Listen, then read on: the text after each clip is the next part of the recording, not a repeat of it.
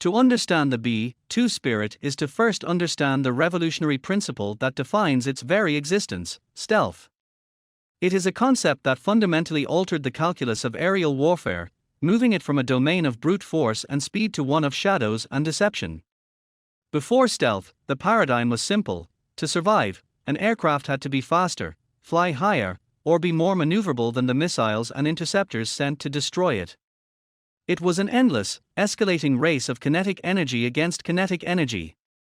Stealth introduced a new, almost heretical idea: what if an aircraft could simply avoid being seen altogether? What if it could become a ghost, a spectral presence that could penetrate the most sophisticated air defenses, deliver its payload, and vanish without a trace? The B-2 is not merely an airplane, it is the ultimate expression of this philosophy, a machine where the primary weapon is not the bomb it carries, but its own profound invisibility. The science of stealth, more formally known as low observability, LO, is not about making an aircraft invisible to the naked eye.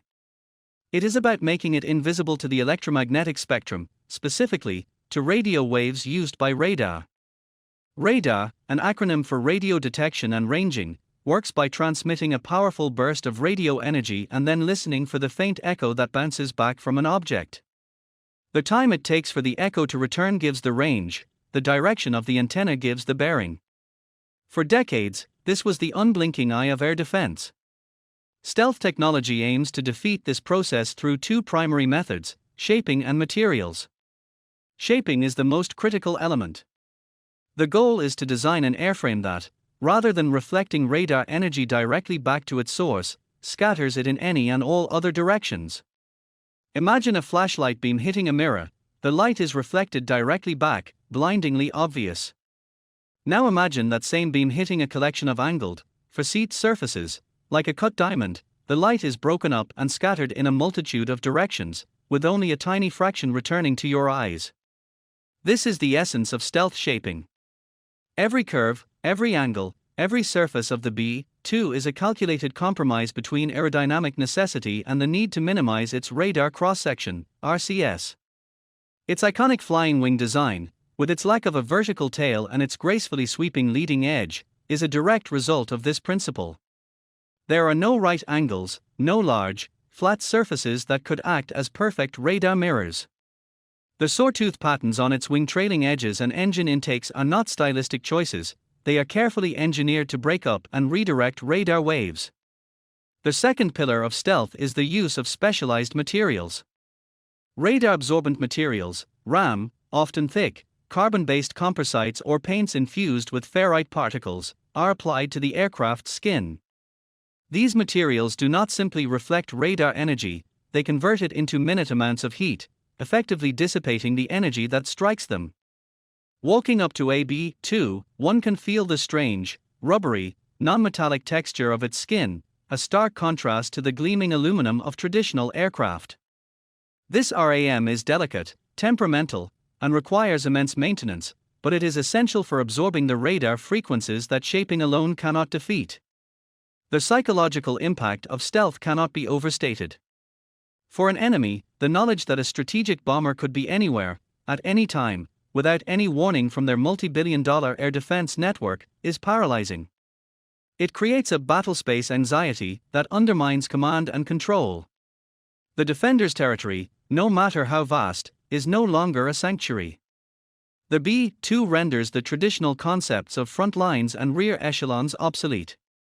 It is a strategic weapon that operates with the audacity of a tactical one, capable of striking the heart of an enemy's command structure in the opening minutes of a conflict, crippling their ability to respond before they even know they are at war. This ghost-like quality is what separates the B-2 from every warplane that came before it. It is not a faster B-52 or a more agile B-1. It is a different class of being altogether.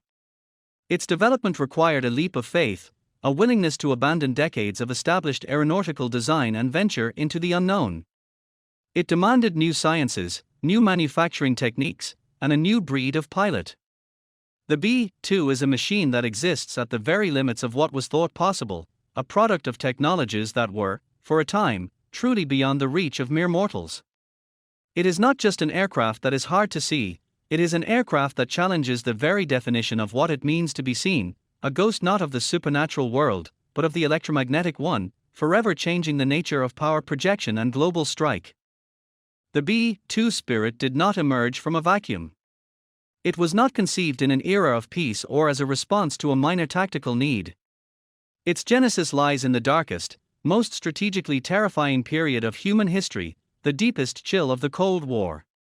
It is a machine born from a single, terrifying question: how does a nation ensure its ability to deliver a retaliatory nuclear strike after suffering a devastating first attack?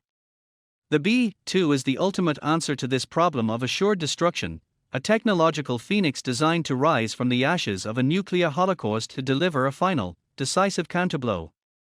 Its very DNA is encoded with the paranoia, the scale, and the high-stakes calculus of a superpower confrontation that held the entire planet hostage. The strategic landscape of the 1970s was a precarious balance of terror. The doctrine of mutually assured destruction, MAD, dictated that neither the United States nor the Soviet Union could launch a first strike without facing its own annihilation. The triad of nuclear delivery systems, land-based intercontinental ballistic missiles, ICBMs, submarine-launched ballistic missiles, SLBMs, and strategic bombers, was the cornerstone of this doctrine. Each leg had its strengths and its terrifying vulnerabilities. ICBM silos were fixed targets, their coordinates known and pre-targeted by thousands of Soviet warheads. Ballistic missile submarines were highly survivable but, at the time, faced limitations in communication and could not be recalled once their missiles were fired. The strategic bomber leg, represented by the venerable B-52 Stratofortress, was becoming increasingly vulnerable. The Soviet Union had invested massively in a vast, layered, and sophisticated integrated air defense system, IADS. This network, composed of early warning radars, ground-controlled intercept stations, high-performance fighters like the MiG-25 and MiG-31, and dense carpets of surface-to-air missiles, SAMs, like the SA-5 Gammon, created a lethal gauntlet. For a large, non-stealthy B-52, penetrating deep into Soviet airspace to deliver its gravity bombs or cruise missiles was becoming a suicide mission. The very credibility of the bomber leg of the triad, and thus the delicate balance of MAD, was under threat. The United States needed a bomber that could slip through this gauntlet unseen. This pressing need converged with a period of remarkable technological ferment. For decades, the concept of reducing an aircraft's radar signature had been a theoretical curiosity, explored in secret, skunk works projects. The U-2 and State Route 71 spy planes had incorporated some radar-absorbing materials, but their primary defense was altitude and speed. The true breakthrough came with the development of powerful computer modeling that could predict how radar waves would interact with complex three-dimensional shapes. This allowed engineers to design an airframe for low observability first, and then wrestle with the immense challenge of making it fly. Their Have Blue technology demonstrator, a bizarre, angular, four-seat aircraft that looked like it had flown out of a science fiction novel, proved the concept in the late 1970s. It was virtually undetectable to radar. Its success directly led to the F-117 Nighthawk, the world's first operational stealth aircraft, which was designed as a tactical attack plane to hit high-value, heavily defended targets. But the F-117 was a tactical tool. The strategic requirement demanded something far more ambitious, a long-range, heavy-payload strategic bomber that possessed a similarly tiny radar signature.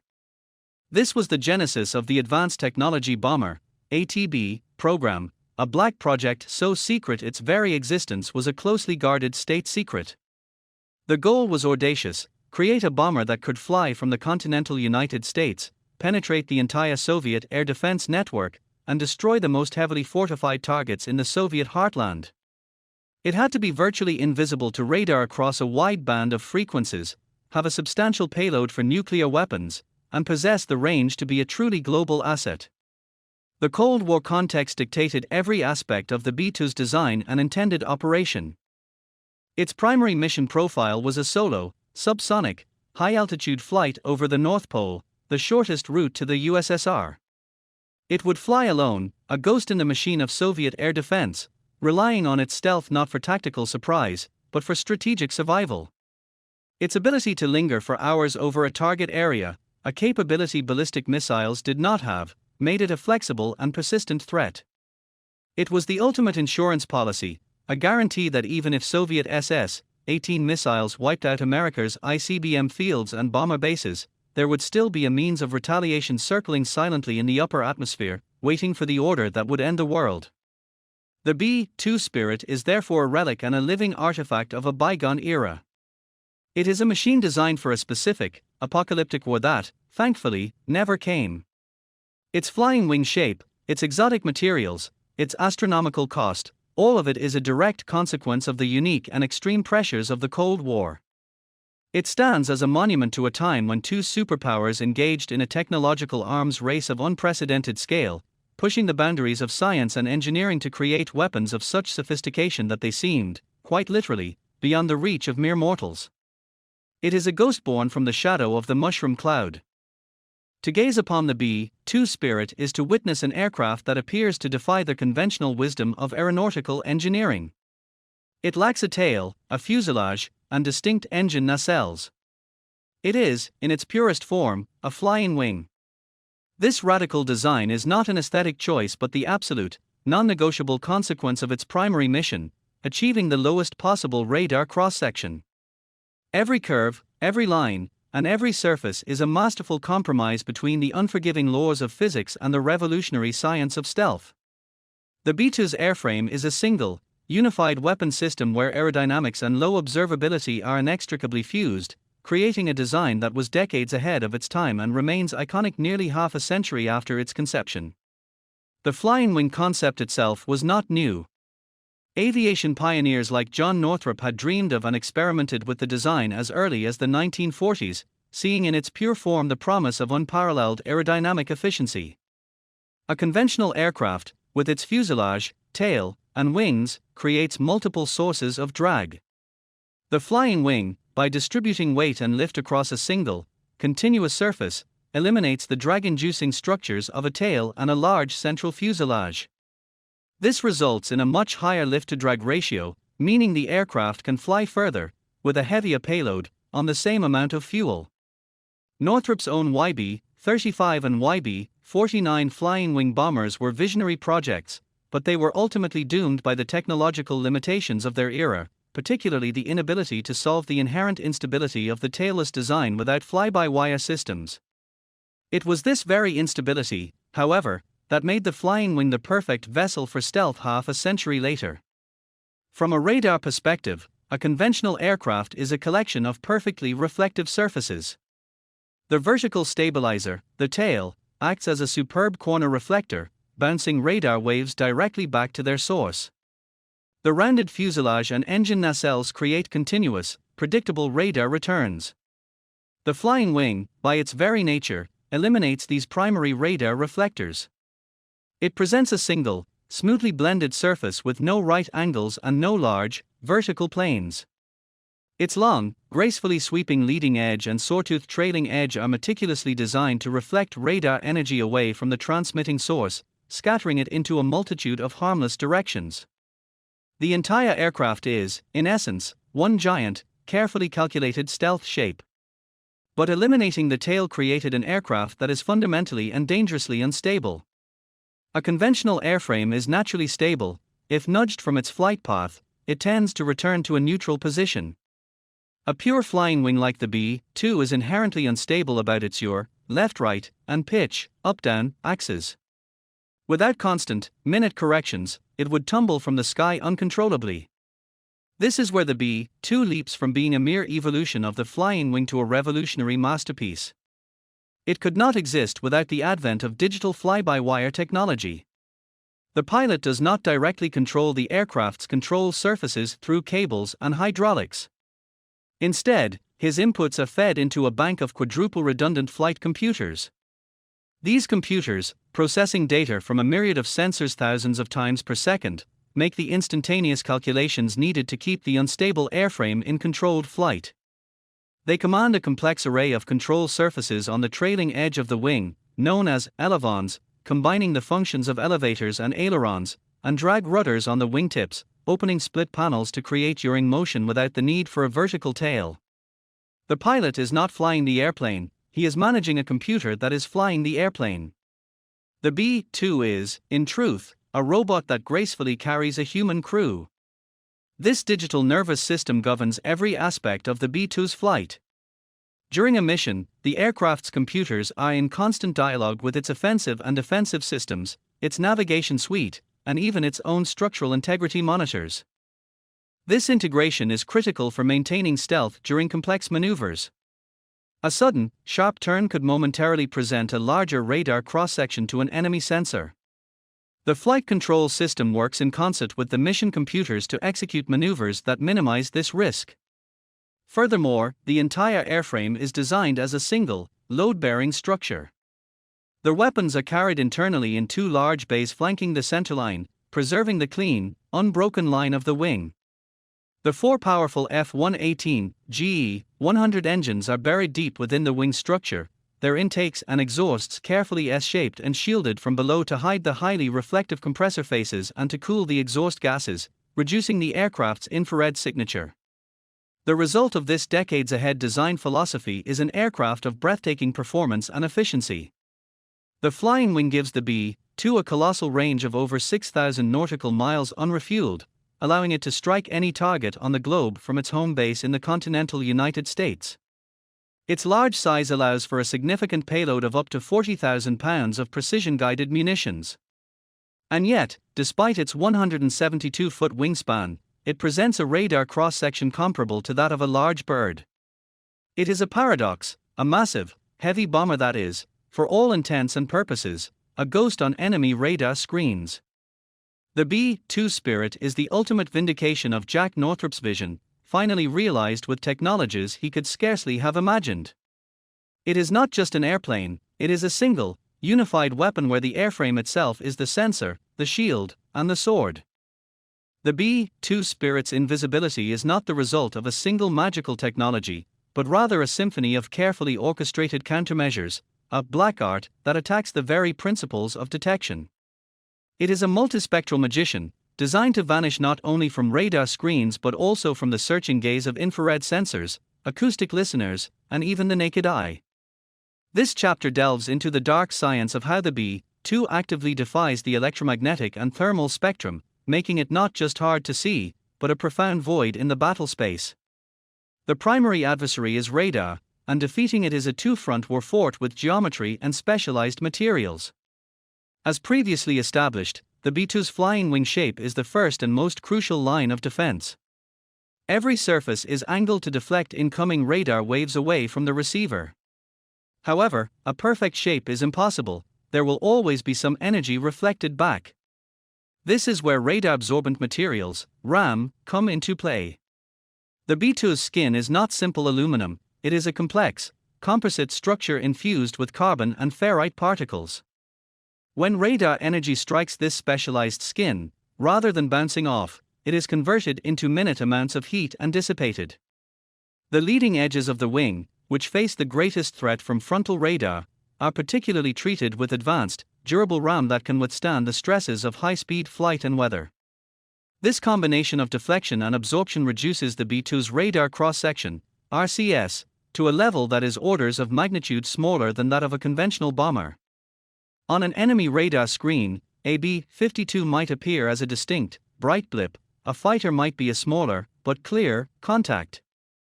The B-2, however, would be indistinguishable from background clutter, a fleeting, dismissible flicker, if it appears at all. But the challenge is even more complex. Radars operate on different frequencies, and a shape optimized to defeat one frequency might be visible to another. Very high frequency, VHF, radars, for instance, with their long wavelengths, can sometimes detect the broad overall structure of stealth aircraft.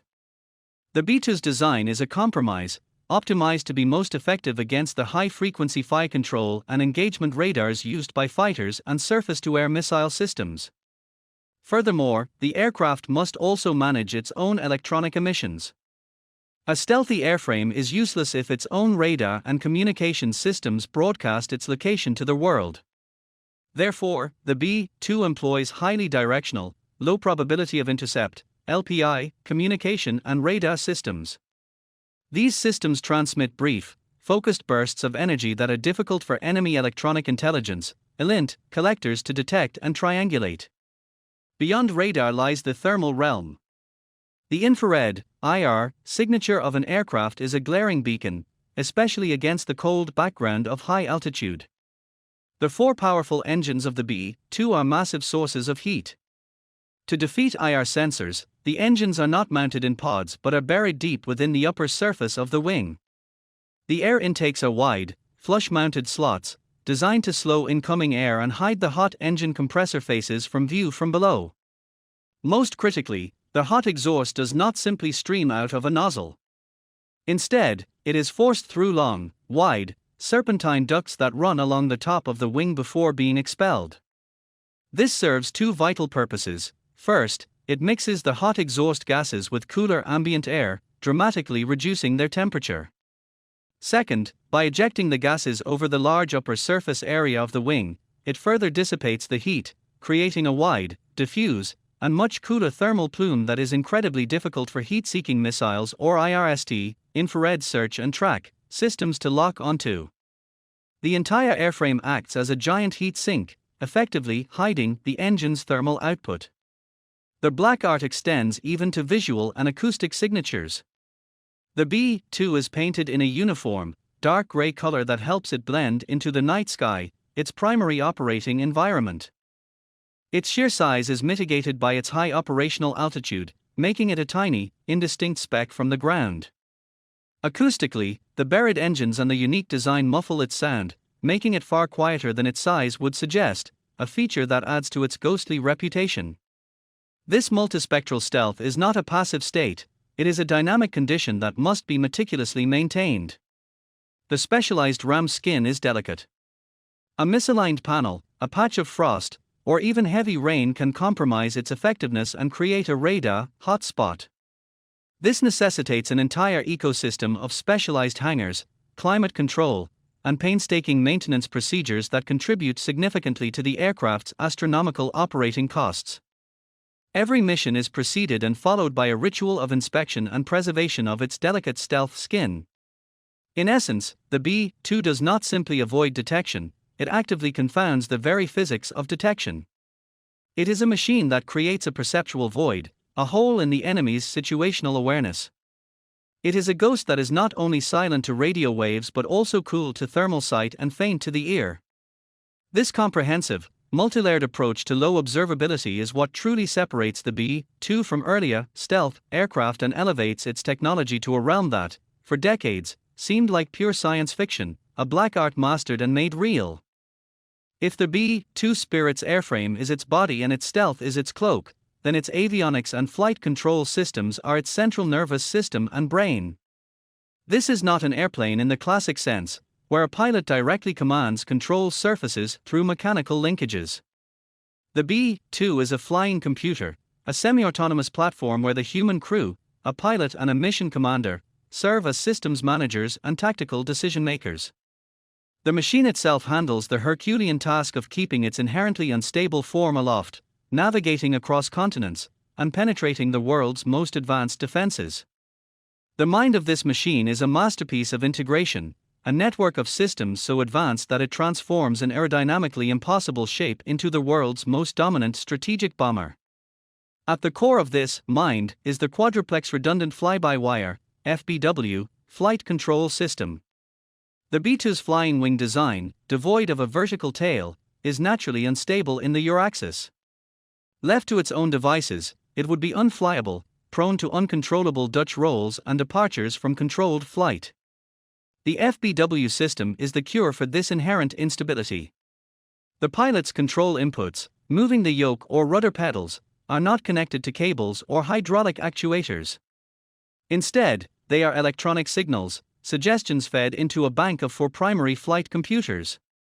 These computers process the inputs thousands of times per second, cross-referencing them with data from air data probes, inertial navigation systems, and gyroscopes. They then calculate the precise, millisecond adjustments needed to keep the aircraft stable and on course. This calculation is phenomenally complex. The computers do not simply move one control surface for one input. To execute a simple turn, the flight control system must delicately orchestrate multiple surfaces simultaneously. It commands their elevons on the trailing edge of the wing, which combine the functions of ailerons and elevators to roll and pitch the aircraft. More remarkably, to create yaw and counteract adverse drag, it employs drag rudders.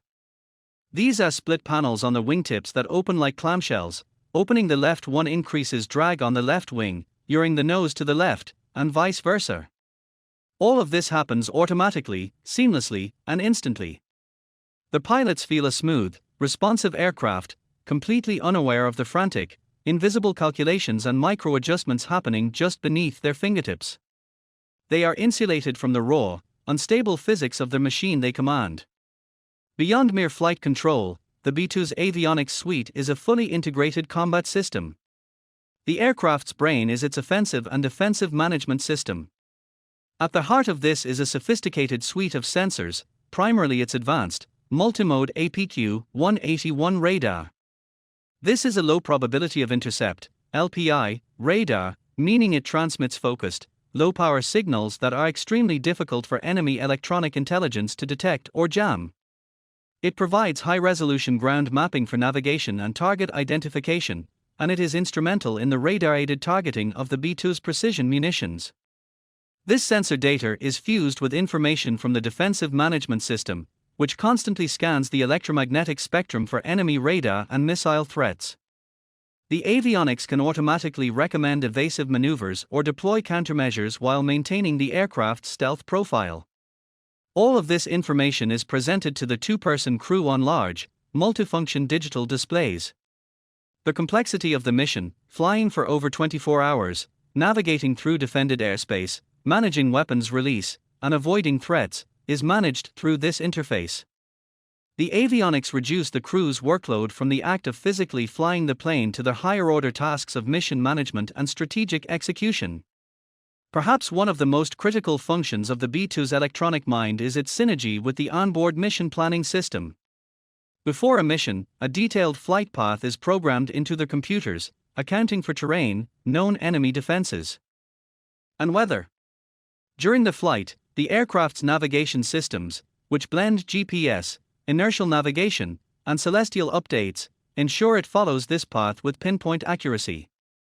The system can even fly the aircraft to the precise release point for its weapons, with the crew authorizing the release. This allows for unprecedented accuracy from a high-altitude, subsonic platform.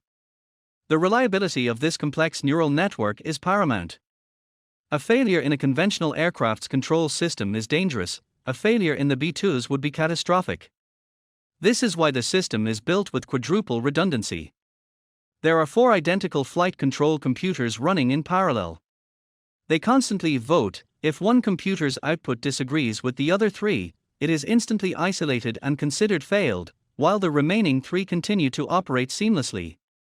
This philosophy of redundancy extends to virtually all critical systems, from power generation to sensors. The mind of the B-2 is designed to be resilient, able to suffer damage and continue its mission. In essence, the avionics and flight control systems of the B-2 Spirit represent a paradigm shift in aviation. They transform the pilot from a direct operator into a mission commander, delegating the immense computational burden of flight to a silent, tireless, and infinitely precise electronic partner. This fusion of human intellect and machine precision is what allows the B-2 to be more than just a stealthy airframe. It is what allows it to be a globally deployable, surgically precise, and survivable strategic weapon. The mind of the machine is what breathes life into the ghost, giving purpose to its form and enabling it to execute missions that were, until its arrival, the stuff of fantasy. The true measure of a strategic weapon is not merely its ability to evade detection, but what it accomplishes in the shadows. The B-2 Spirit's revolutionary stealth and avionics would be mere technological curiosities without the physical capacity to project devastating power across the globe with surgical precision. It is in the fusion of its ghost-like attributes with its immense range and payload that the B-2 transcends the category of a mere bomber and becomes something far more potent, a global strike assassin. It is a weapon system designed not for the saturation bombing of a bygone era, but for the deliberate, patient, and utterly decisive elimination of an adversary's most critical assets in the opening hours of a conflict. The foundation of this global reach is its phenomenal range. The B-2 possesses an unrefueled combat radius in excess of 6,000 nautical miles. This is not just a statistic, it is a strategic reality that redefines the concept of forward deployment. While other aircraft require a network of overseas bases, often situated in politically volatile regions and vulnerable to preemptive attack, the B-2 can operate from the continental United States. Its primary home is Whiteman Air Force Base in Missouri, the heart of North America. From this sanctuary, a B-2 can strike any target on the face of the Earth with a single mid-air refueling. A typical mission might involve a 30-hour flight, launching from Whiteman, flying a circuitous route over the Arctic or across an ocean, penetrating thousands of miles into denied airspace, executing its strike, and returning home. This global reach capability ensures that the United States can respond to aggression anywhere on the planet without the diplomatic delays or vulnerabilities associated with basing rights, making it a truly sovereign and reliable instrument of national power. This global reach would be meaningless without a payload to match its purpose. The B-2 is not a lightweight penetrator, it is a heavy bomber. Its two large internal weapons bays, flanking the centerline of the aircraft, can carry up to 40,000 pounds of ordnance. Crucially, to maintain its stealth profile, all weapons are carried internally. The bays open for the briefest possible moment during weapon release, minimizing the disruption to the aircraft's radar-absorbent geometry. This payload capacity allows the B-2 to carry a diverse and devastating arsenal. This includes ATX 500-pound class JDAMs, Joint Direct Attack munitions. This configuration transforms the B-2 into a mass killer of area targets, capable of crippling an entire airfield, military complex, or industrial park in a single pass, with each bomb independently guided to a specific aim point via GPS. 16x 2,000-pound class weapons, e.g., B-83 nuclear bombs or MOPs for the hardest, most deeply buried targets, such as command bunkers or weapons storage facilities hardened against nuclear attack. The B-2 can deliver the massive GBU-57 Massive Ordnance Penetrator, MOP, a 30,000-pound conventional bomb designed to smash through reinforced concrete before detonating. A mixed load of standoff weapons. For targets defended by the most advanced integrated air defense systems, the B-2 can launch long-range standoff missiles like the JASSM, Joint Air-to-Surface Standoff Missile, from outside the enemy's defensive envelope, using the aircraft's stealth to get the missiles close enough for their own terminal guidance systems to complete the kill. The mission profile of the B-2 is a carefully choreographed ballet of endurance, stealth, and precision. It is a solo artist, not a chorus member. A typical strike mission into a high-threat environment is a study in lone wolf tactics. The aircraft flies at high altitude, optimizing its range and allowing its sensors to survey the vast battle space below. Its entire flight path is meticulously planned to avoid known enemy radar coverage and to exploit gaps in their coverage. It does not fly directly to the target, it may take a circuitous route, threading the needle between air defense sectors, its path a constantly evolving calculation of risk and opportunity. As it approaches the target area, the crew's workload intensifies. They are monitoring the defensive systems for any sign of threat emission, using their LPI radar to update the target area, and preparing their weapons. The moment of attack is not a frantic, high-speed dash. It is a calm, deliberate execution. The weapons bays snap open, the munitions are released in a precisely timed sequence, and the bays close. To a defender on the ground, the first indication of the B-2's presence might be the simultaneous impact of dozens of GPS-guided bombs on critically important targets across their entire military infrastructure, command centers, communication nodes, power grids, and air defense sites. The attacker remains a ghost, its location unknown, its mission already complete. After weapon release, the B-2 egresses the area, often before the enemy has fully comprehended the scale of the devastation. This combination of global range, heavy and versatile payload, and a ghost-like mission profile makes the B-2 the ultimate strategic tool. It is the weapon a national command authority uses not to wage a war of attrition, but to decapitate an enemy's military and political leadership in a single, shocking blow. It is the embodiment of the kick down the door philosophy, capable of neutralizing an adversary's most sophisticated defenses to create a permissive environment for follow-on, non-stealthy forces. It is a global strike assassin, a weapon of such profound capability that its very existence serves as a silent, persistent deterrent, a shadow in the sky that reminds any potential adversary that there is no sanctuary from American air power. The B-2 Spirit exists at the absolute zenith of military technology, a realm where performance requirements eclipse all considerations of economy. It is not merely an expensive aircraft, it is a singularity of cost, a platform whose financial footprint is as revolutionary as its stealth capabilities. With a program cost of approximately $2.1 billion per aircraft in 1997, a figure that translates to over $3.8 billion today, the B-2 holds the undisputed title of the most expensive aircraft ever built. This staggering price tag is not an artifact of corruption or mismanagement, but the direct and inevitable consequence of its mission. It is the cost of achieving the impossible, of forging a weapon with capabilities that had never existed before, and of maintaining a ghost. The development of the B-2 was an exercise in pioneering entirely new fields of science and engineering. This was not an incremental improvement on an existing design, it was a leap into the unknown. The billions spent on research, development, test, and evaluation, RDT&E, were consumed by a voracious need to solve fundamental problems. Engineers had to invent new computer modeling software to predict radar cross-section. They had to pioneer new manufacturing techniques to work with fragile radar-absorbent materials, RAM, and to mold the B-2's large, complex, and seamless composite structures. The flying wing design itself required the creation of a completely new flight control system from scratch, a quadruple-redundant digital nerve center that could tame an inherently unstable airframe. Every component, from the serpentine engine intake ducts to the specialized low probability of intercept radar, represented a massive investment in pure research. The cost of the B-2 is, in large part, the cost of the foundational knowledge that now underpins all modern stealth technology. This astronomical R&D cost was then amortized over a tragically small production run, which dramatically inflated the per-unit price. The original plan called for 132 operational B-2 bombers, a fleet large enough to maintain a constant strategic presence and pose a pervasive threat to the Soviet Union. However, with the collapse of the Soviet Empire in 1991, the primary geopolitical rationale for the program vanished.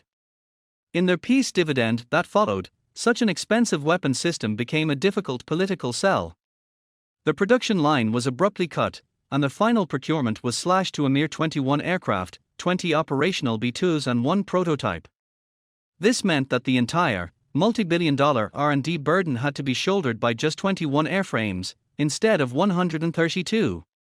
Had the full fleet been built, the unit flyaway cost would have been significantly lower. The small fleet size itself created a negative feedback loop. With so few aircraft, the fixed costs of maintaining the specialized infrastructure and supply chain had to be spread across fewer units, driving operating costs even higher. The flyaway cost of the airframe itself is only the entry fee. The true lifetime cost of owning and operating a B-2 is a continuous financial hemorrhage that makes the initial purchase price seem almost reasonable. The B-2 is not maintained in a standard hangar, it requires a dedicated, climate-controlled facility known as a chemically mill-tolerant (CMT) hangar. The aircraft's delicate ram skin is highly susceptible to moisture, temperature extremes, and even sunlight. Any misalignment of a panel as small as a few thousandths of an inch can create a radar-reflective edge, compromising the aircraft's stealth. Therefore, the B-2s are housed in palaces of precision, where temperature and humidity are rigidly controlled to preserve the integrity of their stealth coatings. The maintenance process itself is a ritual of immense complexity and cost. After every flight, the aircraft undergoes a meticulous post-flight inspection that can take longer than the mission itself. Technicians use specialized diagnostic tools, including radar reflectometers, to scan the skin for any imperfections or damage. Repairing the ram is not like slapping on a coat of paint. It is a labor-intensive process involving sanding, applying multiple layers of specialized material, and curing, often requiring the aircraft to be taken offline for days. A single, small patch repair can cost tens of thousands of dollars. The cost per flight hour for the B-2 is a closely guarded secret, but estimates from various analysts consistently place it well above $100,000, making it the most expensive aircraft to operate in the U.S. inventory, far surpassing even the advanced F-22 Raptor.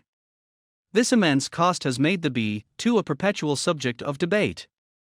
Critics argue that the fleet is too small and too expensive to be strategically meaningful in a large-scale conflict, labeling it a hangar queen and a relic of Cold War excess.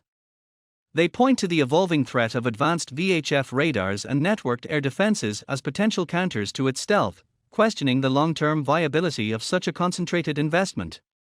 Proponents, however, frame the cost not as an expense, but as an investment in a unique, war-winning capability.